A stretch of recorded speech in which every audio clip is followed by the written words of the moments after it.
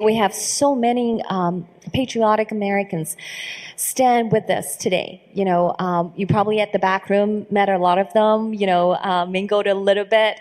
So this has really never happened before, in the history of the Chinese people's journey seeking freedom. We made it thus far, and because of, your bravery and courage. So what would you say to those people, especially American peoples? What would be their priorities right now? Because I know there's a lot of a crisis happening in the country, and you once worked in the security industry, right? So you knew a lot of things, maybe a lot of common people, like common everyday Joe does not know. So, but what messages would you want to send to be more effective, allow them to see that taking down the CCP is the priority in America today?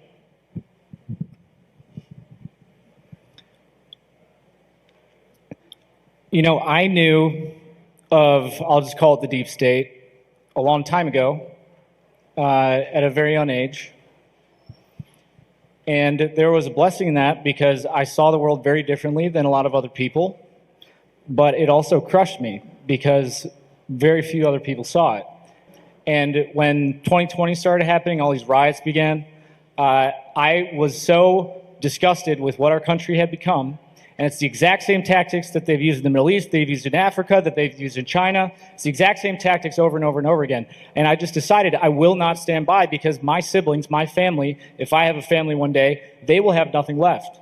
And my life right now does not matter if I do nothing to stop this collapse of our society and of everything that we have. The thing that I lacked when I was younger was hope. So when people like Miles Guo stand up, when people like Donald Trump, you should take note of that, because while they have a great deal to lose, they don't need to be affected by this. We are blessed that we have the ability to connect with other people and that we have people who have stood up to take the arrows. So right now, what we need to do is, number one, always have hope. Because if you lose that hope in our fellow humans, in you all, we buy in very easily to this mentality that we can't do anything, we're not big enough, we're not strong enough, I as an individual can't get anything done, and it's a lie. And it's exactly what they want you to believe.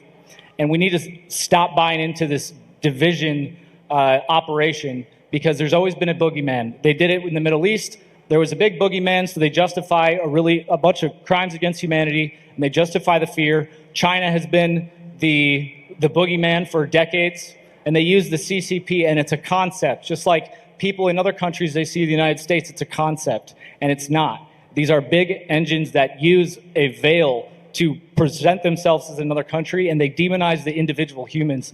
We put that aside, and then we choose to just every day, doesn't matter how small that interaction is, you see someone, speak truth to them, ask them if they're content with what reality is turning out to be, and then we figure out a way that we can actually affect change, and that requires us to take over our government again. And it requires us to reinvent how we conceive of what society actually is. If we do that, we have hope. We always choose to speak truth, no matter how uncomfortable it is, because we have nothing to lose. Because if we don't win, then we have no life.